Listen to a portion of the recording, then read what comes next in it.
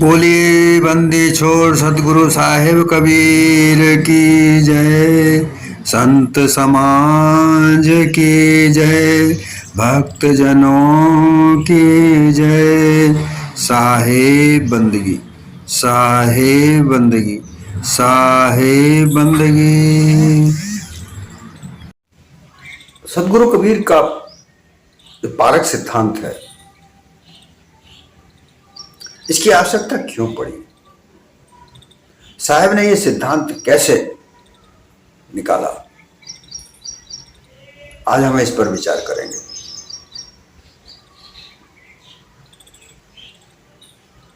पूर्ण साहेब ने बीजक में जो मूल बीजक की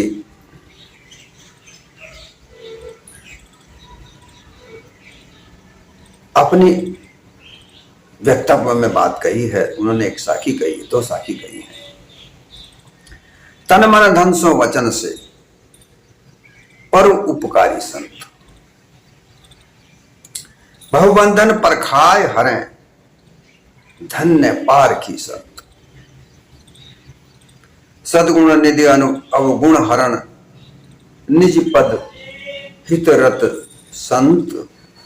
राम स्वरूप धन्य साधु गुरु परख प्रकाश करंत। रामस्वरूप यहां कहते हैं कि तन मन धन से केवल परोपकार करने वाले संत होते हैं। संत का तात्पर्य होता है पांचों विषयों से शांत हो जाए, विषय का प्रभाव उन पर न पड़े। जैसा कि सतगुरु कबीर ने कहा, या मैं रह या को लखे, पांच तत्व जड़ देही या को ना सत जान। या मैं ही रह या को लखे सो पारक पहचान। अर्थात सतगुरु कबीर का जो सिद्धांत है वो परख, जांच, अन्वेषण, खोज, इस पर आधार है। अपना विवेक लगाकर, विवेक को सर्वोपरि रखकर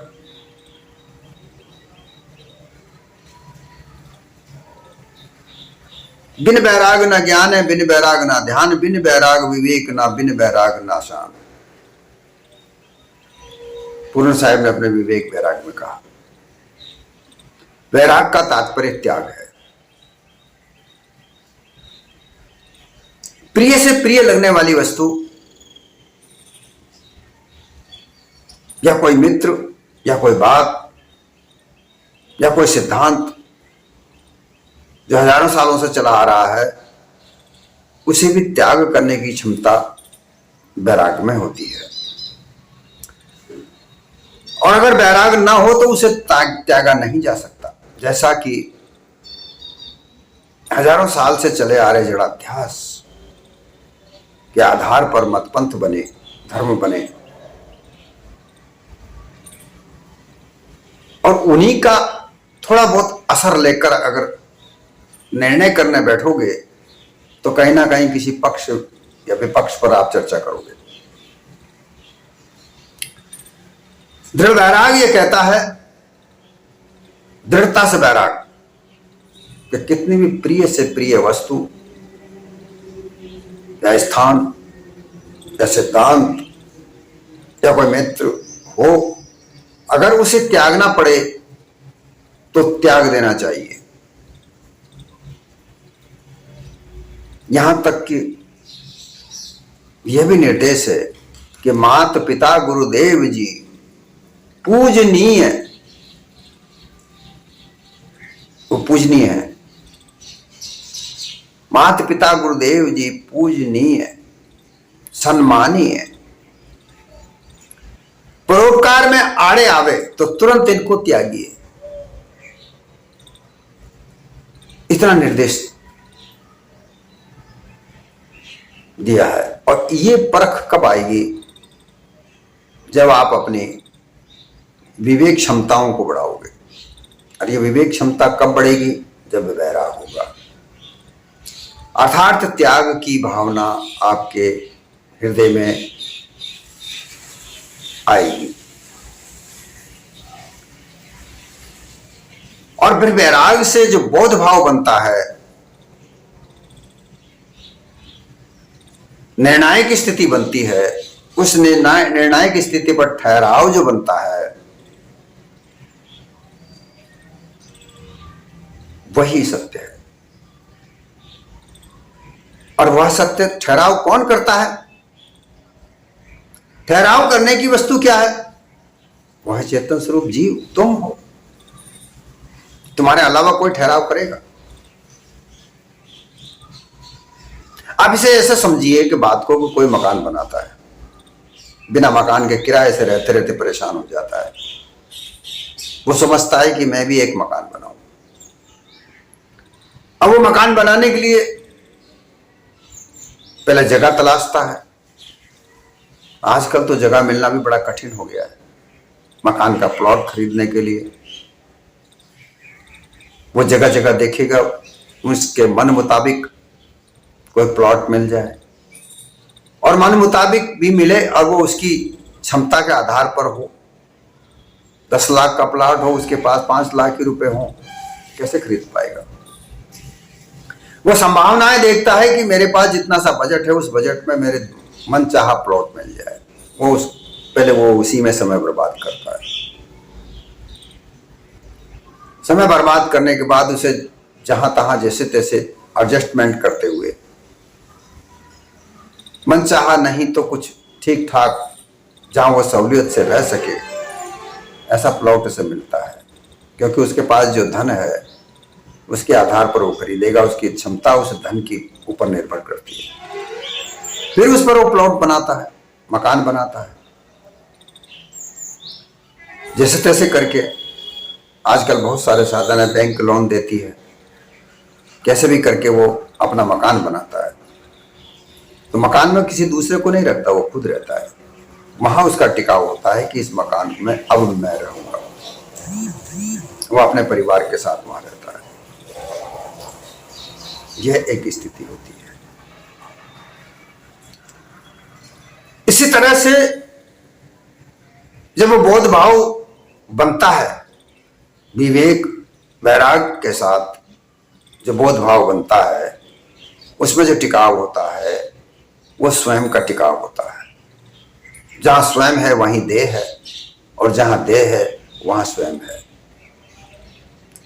चेतन स्वरूप जीव वहीं पर टिकता है। फिर वहां जब टिक जाता है उस जगह पर, तो फिर वहां से वो हटता नहीं है, अटल हो जाता है, अविनाशी हो जाता है, अमरत्व को प्राप्त कर लेता है। इसके अलावा अगर हम देखते हैं, कोई ब्रह्मवादी, कोई ईश्वरवादी, परमात्मावादी, योगी, ज्ञानी, भक्त, ये समय समय पर बदलते रहते हैं। कुछ दिन किस देवता की पूजा की, क्योंकि देवता की पूजा कुछ प्राप्त करने के लिए, क्योंकि देवता का नाम ही देने वाला है।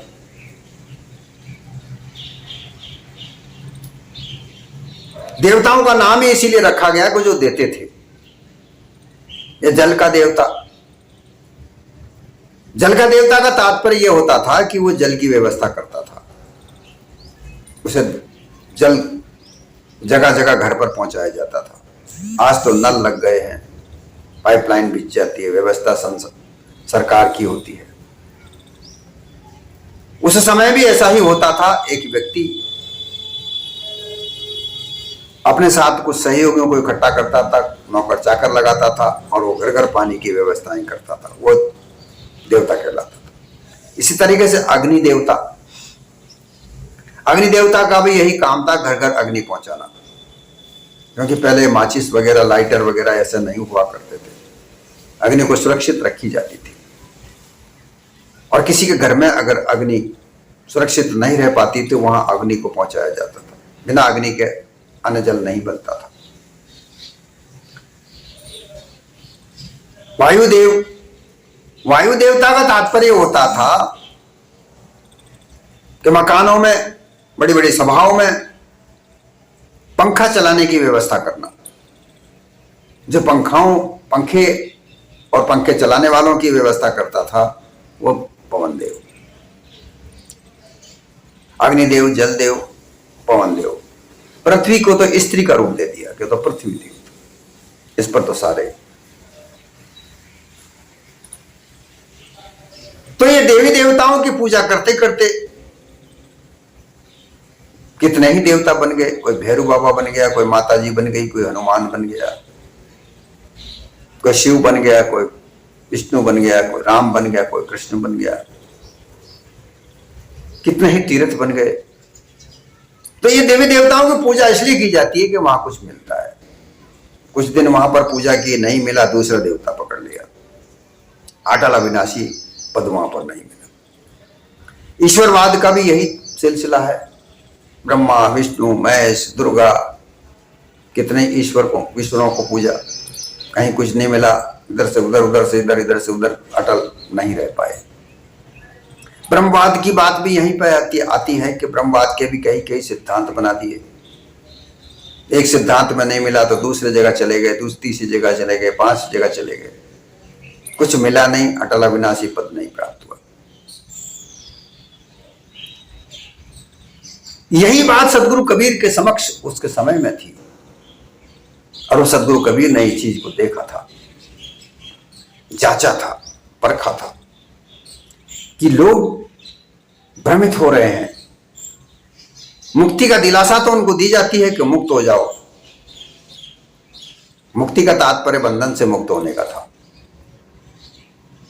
लेकिन उसको अनुमान कल्पना की वाणियों के द्वारा स्वर्ग में पहुंच दिया कि वे मरने के बाद मिलेगी, जीते जी तो वह नहीं मिल सकती। और फिर तीर्थ व्रतों का सिलसिला चलाया। इस तीर्थ को करने से यह मुक्ति मिलती है, उस तीर्थ को करने से यह मुक्ति मिलती है, और वो भी स्वर्ग में मिलेगी। स्वर्ग नरक ऐसे ही मिलता है। स्वर्ग भी और नरक भी दोनों आसमान में बना दिए। ये संसार जिसमें मानव अपना कर्म करता है, इस कर्म के आधार पर मरने के बाद में फल मिलेगा, जीवित कोई फल नहीं मिलने वाला, ऐसी मान्यताएं बना दी। लोग भ्रमित हुए, आखिर है क्या? उस समय सदगुरु कबीर ने यह सिद्धांत दिया कि भाई जो मानव करता है उसका कर्म, तो जो भी कुछ कर्म करता है उस कर्म के आधार पर तो मानव को यही फल मिलता है। स्वर्ग और नरक को प्राप्त करने के लिए कहीं आसमान में जाने की आवश्यकता नहीं, मरने की आवश्यकता नहीं।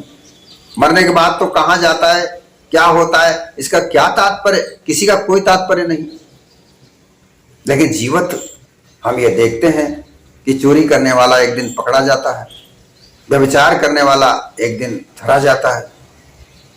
जो व्यक्ति सामने तो कुछ और दिखता है, उसके कर्म फल अलग होते हैं, वो एक दिन उसका भांडा फूटता है, और इसी संसार में उसकी दुर्मति होती है।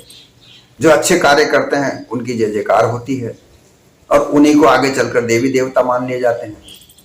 ऐसा सतगुरु कबीर ने परखा, जांचा। उसके बाद उन्होंने ये कहा कि भाई ऐसा परखाने वाला, ऐसा जांचक होना मुश्किल है।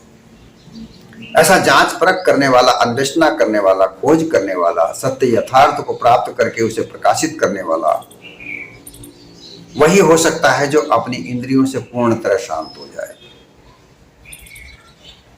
क्योंकि इंद्रियां ही पक्षपात करती हैं, इंद्रियां ही द्वंद्व करती हैं, इंद्रियां ही अपने अपने पक्ष को लेकर के विपक्ष पर हावी होते हैं, झगड़े फसाद होते हैं, मार काट मचती है।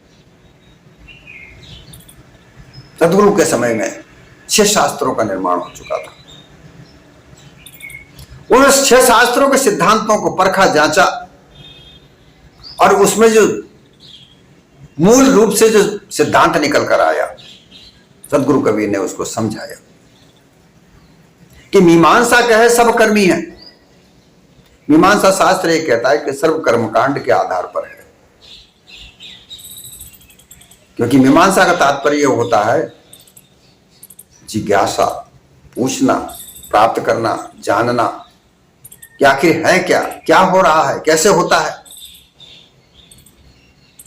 इसकी मीमांसा में जो शास्त्र निकला, जो कर्म कांड सिद्धांत निकला, उसमें कहा सब कर्मी है, कर्म के आधार पर ही सब कुछ मिलता है, कर्म किए जाओ।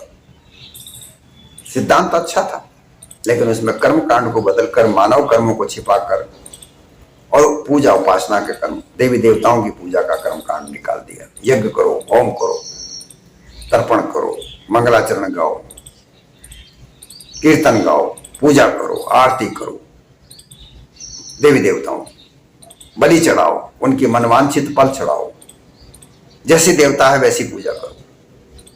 ये कर्म कांड में उलझा दिया, जबकि कर्म कांड में मानव कर्म सामने आते हैं, उनको हटाकर देवी देवताओं पर लगा दिया,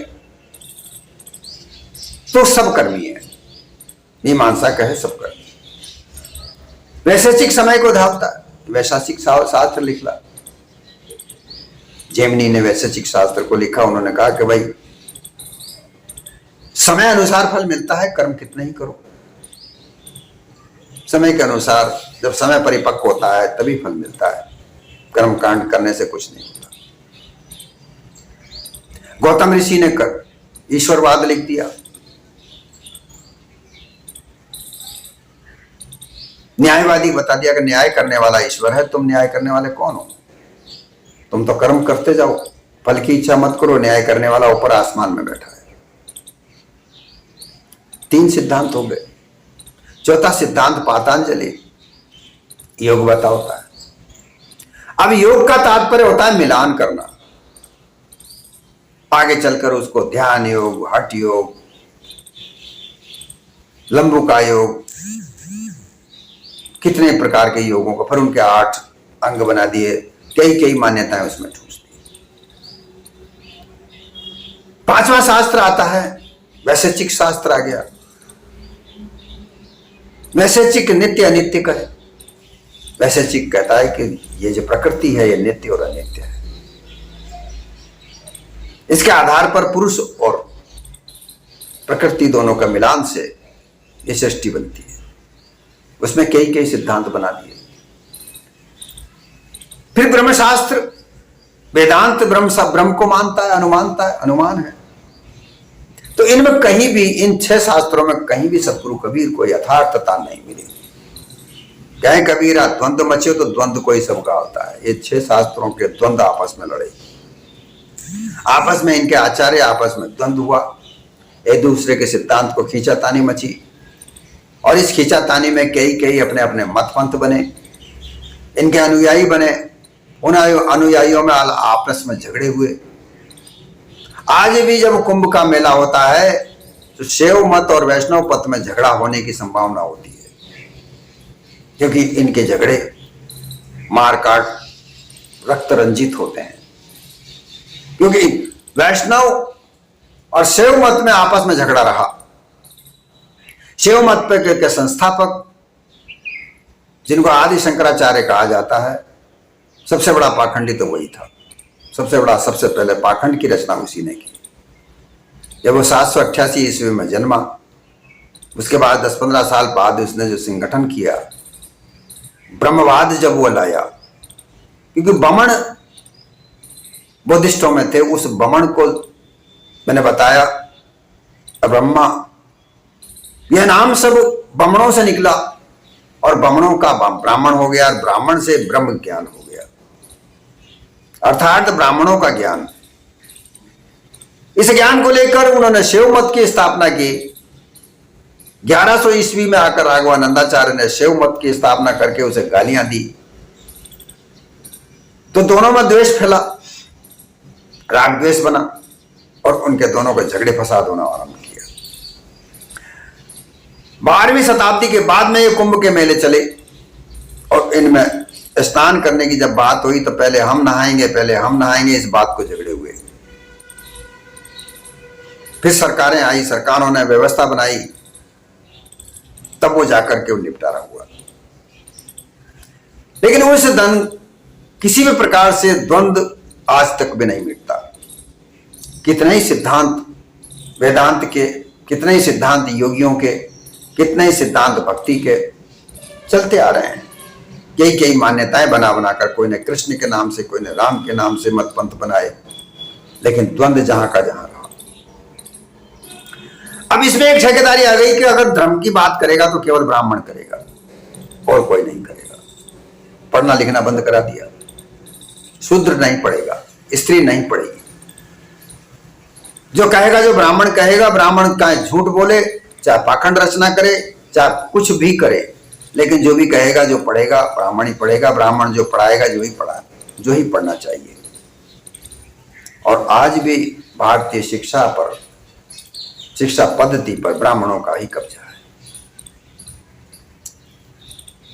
अब इसके बाद जो भी ब्राह्मण से अलग कोई व्यक्ति ने धार्मिक बातों पर चर्चा करना आरंभ किया, उसे कत्ल कर दिया गया, रोक दिया गया, मार दिया गया, दबा दिया गया, कुचल दिया गया। यह हमारे सामने सर्वविदित कहने की आवश्यकता नहीं है। सदगुरु कबीर ने यही कुछ देखकर जिन लोगों ने सत्य बातों का उजागर किया, वो उजागर करने वाले आज फांसी पर चढ़ा दिए गए। रोम में एक वैज्ञानिक हुए जिन्होंने सर्वप्रथम यह कहा कि यह सूर्य धरती के चक्कर नहीं काटता, धरती सूर्य के चक्कर काटती है। उस वैज्ञानिक के पहले यह मान्यता थी कि सूर्य धरती के चक्कर काटता है, और आज भी शास्त्रों में वो कहानियां लिखी हुई पड़ी हैं, उन पर लोग विश्वास करते हैं कि 7 घोड़ों के रथ पर सूर्य अपने रथ पर चलकर पृथ्वी को प्रकाशित करने सूर्य की पृथ्वी पर परिक्रमा करता है। जबकि ये बात आज मिथ्या घोषित हो चुकी है, लेकिन फिर भी शास्त्रों में अपडेट नहीं किया जाता। वही बात दिमाग में लोगों के, वो सूर्य भगवान को कहकर कई कई कहानियां गढ़ी जाती हैं, जबकि आज सब जानते हैं कि सूर्य एक आग का गोला है, पृथ्वी से कई गुना ज्यादा बड़ा है। 80 पृथ्वियां उस सूर्य की सतह पर आ सकती हैं। इतना बड़ा सूर्य, जिसके प्रकाश से धरती प्रकाशित होती है। जहां उसका प्रकाश पड़ता है वहां धरती दिन करती है, और जहां रोशनी नहीं जाती क्योंकि आड़ आ जाती है, धरती अपने आप में घूमती है और सूर्य के परिक्रमा लगाती है। उसी के आधार पर धरती पर जहां रोशनी नहीं पहुंचती वहां अंधेरा है, जहां रोशनी पड़ती है वहां उजाला है, जहां उजाला है वो दिन है, जहां अंधेरा है वो रात है। पृथ्वी के ऐसे भी हिस्से हैं जहां पर उत्तरी ध्रुव पर रात दिन नहीं होते, दक्षिण ध्रुव पर प्रकाश नहीं पहुंचता, वहां रात दिन नहीं होते, वहां रात ही रात होती है। उत्तरी ध्रुव पर दिन ही दिन रहता है। ये सब किसी ईश्वर की या किसी परमात्मा की परिकल्पना करके उसको आधार पर बताने वाले काल्पनिक लोगों ने लोगों को भ्रमित किया। और उस भ्रमित लोगों ने, जिस आदमी ने सूर्य को स्थिर कहा, उसको फांसी पर चढ़ा दिया। लेकिन आज उसकी सिद्धांत छुपा नहीं, वो आगे बढ़ा, और आज 8वीं कक्षा में पढ़ने वाले बच्चे से पूछा जा सकता है, वो यही कहेगा कि सूर्य एक जगह स्थिर है और उसके चारों तरफ परिक्रमा लगाने वाली पृथ्वी है। तो जो सत्य है वो सत्य अन्वेषण से, खोज से, परख से, जांच से निकलती है। कितने कितने वैज्ञानिकों ने जांच परख करके कई कई सिद्धांत हमको दिए। ब्राह्मण्यवादी विचारधारा में तो खोज परख तो थी ही नहीं, आज भी नहीं है। वो झूठ बोलते हैं, मिथ्यावादी सिद्धांतों को घड़ के हमारे सामने लाते हैं। और इसी से, चाहे वो ब्राह्मण हो चाहे मुस्लिम हो, यहां देखो ब्राह्मण की बात नहीं है। सदगुरु कबीर का सिद्धांत के अलावा किसी भी मत पंथ में चले जाओ, वहां अनुमान कल्पना से ही सब लोगों को भ्रमित किया जाता है। क्योंकि वहां अन्वेषणा नहीं है, केवल अनुमान कल्पना के विद्वान है। अनुमान कल्पना में कई कई सिद्धांतों को घड़ते हैं, बैठे बैठे घड़ते रहते हैं, वाणियों की रचना करते रहते हैं, सोचते हैं, जांचते हैं, परखते नहीं है। सदगुरु कबीर ने परखा, जांचा। और परखने जांचने के बाद यह सिद्धांत दिया गया बिन परखे बा देश की बात कहे सो कूड़। आप खाली खाते बेचत फिरे कपूर। जानना जरूर है बिन जाने वा देश की, परख कर जांच कर अन्वेषण करके खोज करके जाना जाता है कि यह वास्तविक तौर पर सच है या गलत है। और जब पूरी तौर से सच बात निकले तो उसे मान लेना चाहिए। साहब ने तो ये कहा, बच्चा भी अगर सच बात को कह दे, अगर उसकी बात मानने में कोई उजर नहीं। अगर बालक भी सत्य बात कहता है जो हर तरह से सत्य हो, उसे मान लेने में कोई उजर नहीं होता। और यहां शास्त्रों में तो यह कहा जाता है कि अगर 10 साल का ब्राह्मण का बेटा 80 साल के बूढ़े आदमी के सामने जाए तो वो 80 साल का बूढ़ा व्यक्ति, अनुभवी आदमी, उस 10 साल के ब्राह्मण के लड़के को प्रणाम करे। इसमें कहां तक सत्य है? ऐसी व्यवस्थाएं, इन व्यवस्थाओं का खंडन किया शत्रु कवि ने, और इसलिए उनका सिद्धांत जो निकला वो पारक सिद्धांत निकला। वो इस पारक सिद्धांत को ऐसे ही नहीं कहा,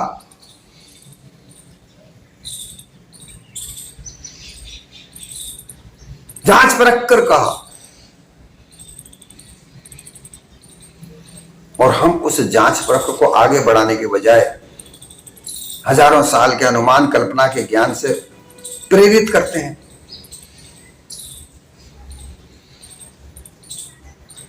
ग्लानि कभी पैदा नहीं होती हमारे दिल में कि जिस एक आदमी ने पूरे संसार को अपना दुश्मन बनाकर अपने सिद्धांत को कायम किया,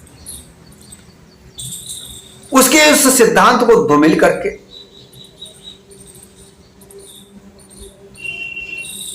हम उस सिद्धांत को धूमिल करके अन्य अन्य सिद्धांतों के साथ देखते हैं, जांचते हैं। हमारे अंदर वो अनुमान कल्पना की धारणा नहीं निकलती क्योंकि बैराग नहीं है। बड़बोलापन तो आ गया, विवेक की बात करते हैं, बैराग की बात करते हैं, लेकिन हमने धारण नहीं किया। अपने मत पंथ को चलाने के लिए कई कई तरह के षड्यंत्र रचते हैं। और अगर कोई यथार्थ बात कहता है, समझाता है, तो उसको फंसाने के लिए कई कई तरह के षड्यंत्र रचते हैं। ब्राह्मणवादी विचारधारा को बढ़ावा देने वालों को, लोगों को, चाहे वो गुंडा ही क्यों ना हो, झूठ ही क्यों नहीं बकता है, लेकिन उसको समर्थन किया जाता है। आज की स्थिति ये देखी जाती है। आप खुद देख रहे हो वर्तमान में क्या हो रहा है कि कोई व्यक्ति अगर सत्य वक्ता होता है, सत्य यथार्थ को उजागर करता है, तो ये जांचते हैं, परखते हैं, अरे ये तो उन लोगों की पक्ष कर रहा है जो दबे कुचले लोग हैं, ये तो ब्राह्मण है ही नहीं। क्योंकि भारत में एक विडंबना है कि केवल ब्राह्मण वर्ग को ही धर्म की व्याख्याकार बनाने की इजाजत दी जाती है, चाहे वो झूठ ही बोल रहा है। करोड़ों अरबों खरबों संपत्ति का मालिक क्यों ना हो जाए, लेकिन वह, उसकी कोई पूछ नहीं, जांच नहीं, कोई खतरा नहीं, और बढ़ावा दिया जाता है। ब्राह्मण के अलावा कोई व्यक्ति दूसरा, क्यों यहां जाति पाति फैलाती है ना। कबीर साहब के साथ भी यही हुआ कि क्योंकि वो जुलाहे थे, उनके लिए कई कई तरह की बातें घड़ी। अरे ये तो जुलावा था, मुसलमान था, इसलिए इसने हिंदू धर्म के खिलाफ बोला, ये बात उठाई जाती है। कबीर साहब कौन से ब्राह्मण थे? रैदास कौन सा ब्राह्मण था? इन्होंने तो हिंदू धर्म को खत्म करने के लिए षड्यंत्र किया था। उनको षड्यंत्रकारी बना दिया गया। लोगों के दिमाग में ये बात बिठा दी गई कि भी क्यों मुसलमान के पीछे लग रहे हो, मुसलमानों ने देश को लूटा है। लेकिन भोले भाले लोग ये नहीं जानते कि मुसलमानों का सहयोग भी ब्राह्मणों ने किया था। बिना सहयोग के मुसलमान यहां आ नहीं सकते थे। उनको आमंत्रित किया, बुलाया तो ब्राह्मणों ने, सहयोग किया तो ब्राह्मणों ने। ये सारी चीजें लिखी हैं, प्रमाण है। आप सब पढ़े लिखे लोग हैं, इसकी जांच परख करके जांचो, ये बात गलत नहीं निकल सकती। लेकिन फिर भी जो सत्य वक्ता, यथार्थ बात को जांचने वाले, पारक सिद्धांत के निर्माण करने वाले, एक यथार्थ सिद्धांत को देने वाले, सदगुरु कबीर के सिद्धांत को धूमिल करने वाले लोग पैदा हो गए, ब्राह्मणवादी विचारधारा को चलाने लगे। क्यों? क्योंकि धर्म एक व्यवसाय बन चुका है, बड़ा बुरी तरह फैलाव हो चुका है। इसमें कहीं परोपकार नहीं है।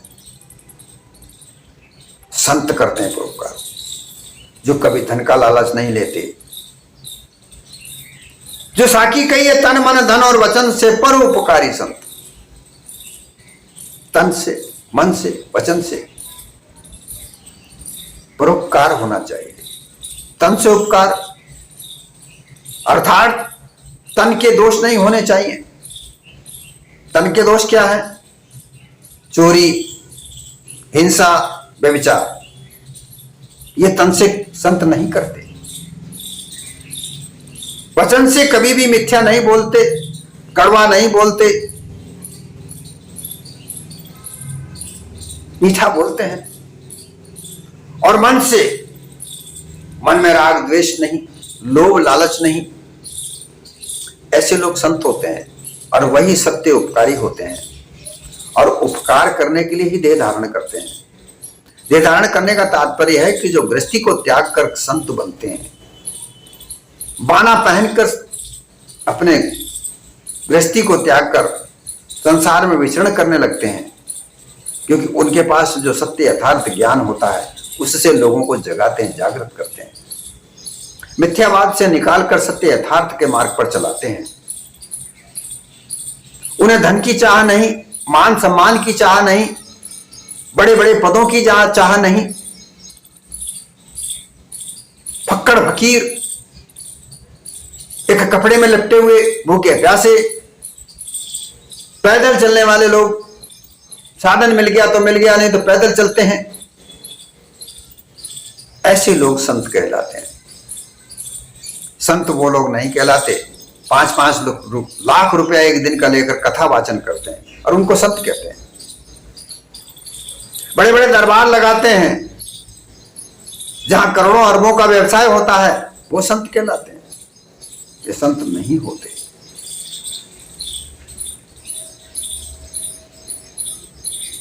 सद्गुण विधि,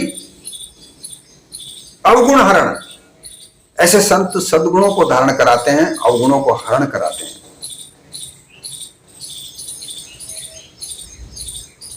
निज पर हितरत संत, अपने निज ज्ञान को देकर के, निज स्वरूप को देकर के हर व्यक्ति को अपने निज पद में स्थिर करते हैं। और जब निज पद प्राप्त हो जाता है, अपने निज स्वरूप की पहचान हो जाती है, तब जाकर अमृतत्व मिलता है, अचल अटल अविनाशी पद मिलता है, जिसको शास्त्रों ने कहा है। सभी धर्मों के शास्त्र इस बात को मानते हैं कि चेतन जीव अमर अविनाशी है, इसका जन्म मरण नहीं होता, लेकिन फिर भी छल कपट के द्वारा गुमराह किया जाता है। ऐसे संत होते हैं और वह संत की परिभाषा सदगुरु कबीर ने आरंभ की है। और इसी परिभाषा को लेकर, इसी का आधार लेकर हमें सदगुरु कबीर के वचनों का अन्वेषण करना चाहिए, जांच करनी चाहिए कि सदगुरु कबीर की वाणियां ऐसा कहती हैं या नहीं कहती हैं। अगर ऐसा नहीं कहती हैं तो उसको सत्य नहीं मानना चाहिए, क्योंकि सदगुरु कबीर के नाम से कितनी ही वाणियां अनुमान कल्पना से लिखकर कबीर की छाप लगा दी जाती है। इस बात का ध्यान रखना चाहिए, क्योंकि कबीर साहब का जो सिद्धांत है वो मानव मात्र के लिए है, वो चाहे किसी भी मत पंथ धर्म का हो।